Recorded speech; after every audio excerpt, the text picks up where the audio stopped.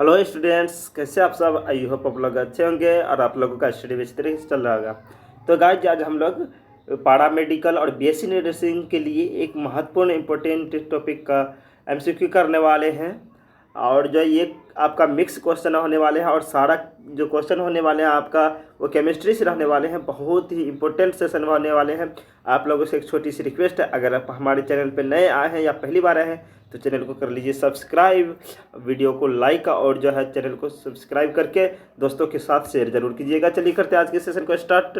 ये रहा आपके सामने पहला क्वेश्चन। पहला क्वेश्चन क्या पूछा जा रहा है आप लोगों से। पहला क्वेश्चन है कि निम्न क्वांटम संख्या के लिए अधिकतम निर्धारित कक्षकों की संख्या क्या होगी। निम्न क्वांटम संख्या के लिए अधिकतम अभिनिर्धारित कक्षकों की संख्या क्या होगी, जबकि हमारे पास दिया गया है n के लिए 3 और l के लिए 1 और m के लिए 0। क्या होगा राइट आंसर। यहाँ पर तीनों का मान दिया गया है। तो याद रखिएगा, इसका इस प्रकार के अगर जो क्वेश्चन पूछे तो इस प्रकार का जो क्वेश्चन है ये टॉपिक है हमारा एटॉमिक स्ट्रक्चर। ठीक है, एटॉमिक स्ट्रक्चर टॉपिक से ये क्वेश्चन लिया गया है। तो क्या होगा राइट आंसर।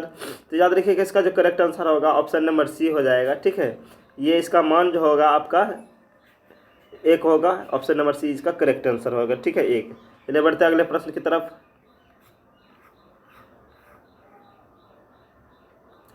अगला प्रश्न है, टाइटेनियम परमाणु के लिए दिए गए कक्षकों की ऊर्जा का बढ़ता हुआ सही क्रम कौन सा है। ये भी क्वेश्चन जो है आपका एटॉमिक स्ट्रक्चर से ही है। पूछा जा रहा है टाइटेनियम परमाणु के लिए दिए गए कक्षा की ऊर्जा का स्तर का बढ़ता हुआ सही क्रम कौन सा है। बहुत ही अच्छा क्वेश्चन है। तो चलिए इसको सॉल्व करते हैं। सबसे पहले किसके लिए पूछा जा रहा है, टाइटेनियम परमाणु के लिए पूछा जा रहा है। टाइटेनियम परमाणु का संकेत होता है Ti और इसका जो परमाणु क्रमांक होता है वो होता है आपका 22। ठीक है, इसके लिए अगर इलेक्ट्रॉन कॉन्फ़िगरेशन बनाने की कोशिश करें तो वो हो जाएगा आपका 1s2 2s2 2p6 और ये 3s2 3p6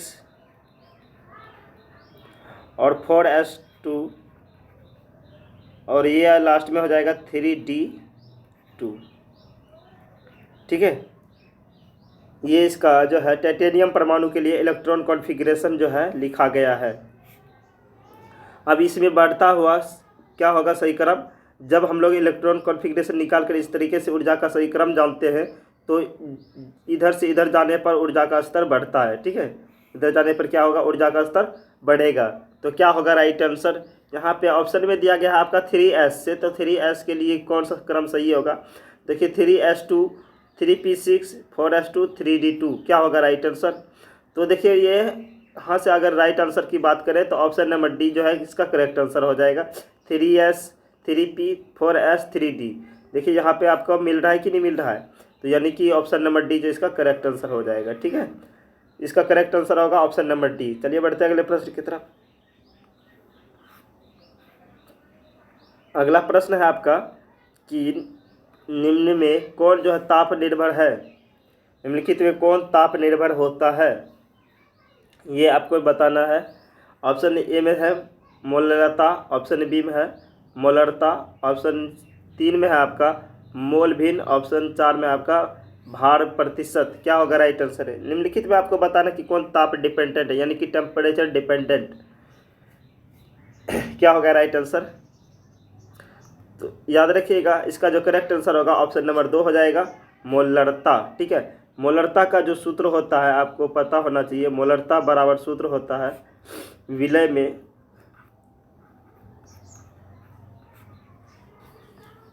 विलय के, देखिए विलय के मोलों की संख्या। ठीक है, विलय की मोलों की संख्या और बटे में हो जाता है आपका आयतन। ठीक है, और आयतन क्या है, यहाँ पे आयतन जो होता है टेम्परेचर पर डिपेंड करते हैं, इसलिए इसका करेक्ट आंसर हो जाएगा ऑप्शन नंबर 2। ठीक है, मोलरता जो है इसका करेक्ट आंसर हो जाएगा। चलिए बढ़ते अगले प्रश्न की तरफ। आई होप ये प्रश्न आपको अच्छा लगा होगा और इस समझ में भी आया होगा। अगला प्रश्न क्या है कि सिग्मा आबंधित कार्बधात्विक यौगिक का उदाहरण है। सिग्मा आबंधित कार्बधात्विक का उदाहरण क्या होगा? ऑप्शन देखते हैं। ऑप्शन 1 में है आपका रुथिनोसिन, ऑप्शन 2 में है ग्रिनियार अभिकर्मक, ऑप्शन 3 में है फेरोसिन, ऑप्शन 4 में है कोबाल्टोसिन। क्या होगा राइट आंसर? सिग्मा आबंधित कार्बधात्विक यौगिक का उदाहरण कौन है? तो देखिए कार्बधात्विक उदाहरण क्या है? जिसमें कार्बन हो और साथ में क्या हो, कोई मेटल हो, प्लस में क्या होना चाहिए, इसके साथ कोई मेटल होना चाहिए, और इसमें इन दोनों के साथ बंद जो होना चाहिए कैसा होना चाहिए? सिग्मा बंद होना चाहिए। याद रखिएगा, इन दोनों के साथ में कौन सा बंद होना चाहिए? सिग्मा बंद होना चाहिए, तब ये कहलाएंगे आपका सिग्मा आबंधित कार्बधात्विक यौगिक। ठीक है, तो इस प्रकार के अगर उदाहरण की बात करें तो ये होता है आपका RMgX। ठीक है, यहाँ पे R क्या होता है? एल्किल होता है, और X क्या होता है आपका? एल्डिहाइड होता है, एल्डिहाइड समूह होता है, ये आपको बताए हैं। और Mg क्या है? मैग्नीशियम है ही, आपको पता होगा। तो इस अभिक्रिया को हम लोग एक और अभिक्रिया के नाम से जानते हैं, ग्रिग्नार्ड अभिक्रिया। आपको पिछले भी क्लास में बताए थे ग्रिग्नार्ड अभिक्रिया के लिए। तो ये इसका जो है करेक्ट आंसर होगा। तो ऑप्शन नंबर 2 इस प्रकार से इसका करेक्ट आंसर हो जाएगा। ठीक है, ग्रिग्नार्ड अभिकर्मक या ग्रिनियार अभिकर्मक। ठीक है, चलिए बढ़ते हैं अगले प्रश्न की तरफ। अगला प्रश्न क्या है? अगला प्रश्न है निम्न में कौन सा यौगिक ज्विटर आयन बना सकता है? बहुत ही अच्छा क्वेश्चन है और इम्पोर्टेंट भी है। पूछा जा रहा है निम्न में कौन सा यौगिक है ज्विटर आयन बना सकता है? ऑप्शन ए में है आपका एलिनिन, बेंजोइक अम्ल, एसिटेल्डिहाइड, ग्लाइसिन। क्या होगा राइट आंसर? देखिए ज्विटर आयन क्या है? ज्विटर आयन वो आयन होते हैं, वो आयन, ठीक है, जिसमें जो है एक धनायन भी हो तथा क्या हो, ऋणायन समूह भी मौजूद हो। ठीक है, ऋणायन भी होना चाहिए, ऋणायन भी होना चाहिए और धनायन दोनों मौजूद हो, उसको क्या बोलते हैं हम लोग? जो है ज्विटर आयन कहते हैं। ठीक है, तो इस प्रकार का जो एक ही यौगिक हो सकता है वो आपका इसमें ग्लाइसिन। ऑप्शन नंबर 4 जो इसका करेक्ट आंसर होगा। ठीक है, ग्लाइसिन में धनायन और ऋणायन दोनों होते हैं। ठीक है, जिसमें कार्बोक्सिलिक आपका जो होता है ऋणायन होता है, एमिनो अम्ल इसमें धनायन होता है। ठीक है, चलिए बढ़ते हैं अगले प्रश्न की तरफ। अगला प्रश्न है निम्नलिखित में कौन सा यौगिक, अच्छा ये तो इस क्वेश्चन का तो राइट आंसर देख ही लिए आप लोग। अगला क्वेश्चन है निम्नलिखित स्पीशीज पर विचार कीजिए। स्पीशीज क्या दिया है? CN धनायन, CN ऋणायन, नाइट्रोजन ऑक्साइड, CN। इसमें पूछा जा रहा है इनमें किसकी उच्चतम आबंध कोटि है?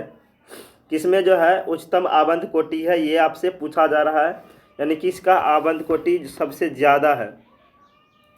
चलिए एक एक करके इसका क्वेश्चन को, ऑप्शन को देखते हैं और जो इसका राइट आंसर का पता करने की कोशिश करते हैं। ठीक है, पूछा जा रहा है किसका जो है ना उच्चतम कोटि है।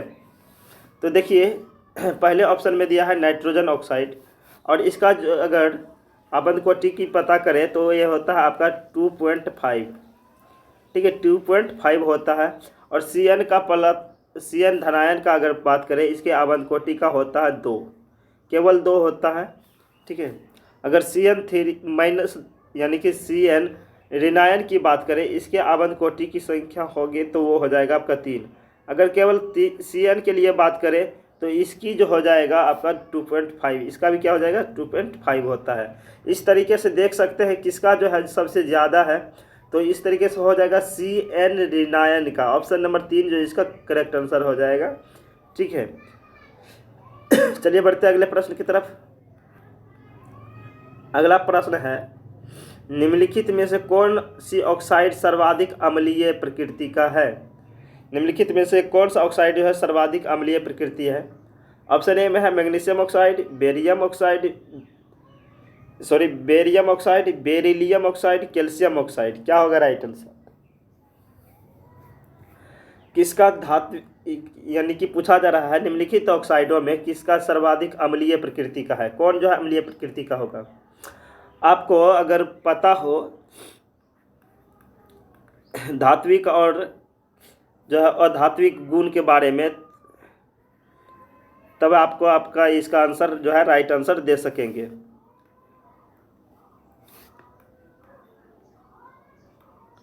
ठीक है, अगर आवर्त सारणी में बात करें, ये सबसे ऊपर होता है, उसके बाद ये होता है, इसके बाद ये होता है, एक बार इसके बाद ये होता है। ठीक है, अगर आवर्त सारणी में नीचे से ऊपर की ओर जाते हैं तो आपका अधात्विक गुण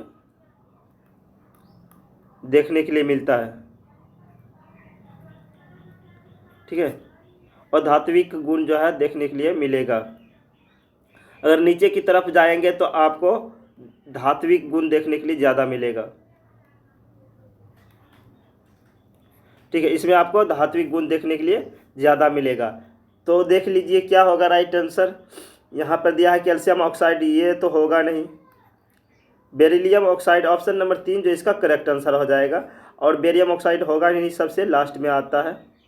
ठीक है, ये आपको याद होगा, बेटा मांगे कार स्कूटर बाप राजी, तो इस पे जो है बैठता है, यानी कि नीचे जाने पर आपको धात्विक गुण मिलेगा और ऊपर जाने पर जो है आपको अधात्विक गुण मिलेगा। और आपको पता है कि अधातु के ऑक्साइड कैसे होते हैं, अम्लीय प्रकृति के होते हैं, और धात्विक गुण जो होते हैं यानी कि अधातु के जो ऑक्साइड होते हैं आपका अम्लीय प्रकृति के होते हैं, और धातु का जो ऑक्साइड होता है वो होता है क्षारीय प्रकृति का। इसका जो ऑक्साइड होता है क्षारीय प्रकृति का होता है। ठीक है, नीचे जाएंगे तो आपका क्षारीय गुण देखने के लिए मिलेगा, ऊपर जाएंगे तो अम्लीय प्रकृति देखने के लिए मिलेगा, इसलिए इसका करेक्ट आंसर हो जाएगा आपका ऑप्शन नंबर 3। चलिए बढ़ते अगले प्रश्न की तरफ। अगला प्रश्न है संकुल COCl2En2 द्वारा प्रदर्शित समयोता का प्रकार है। संकुल COCl2En2 का होल ट्वाइस द्वारा प्रदर्शित समयोता का प्रकार है। ऑप्शन 1 में है आपका ज्यामितीय समयोता, आयनन समयोता, उपसंयोजन समयोता, बंधनी समयोता। क्या होगा राइट आंसर।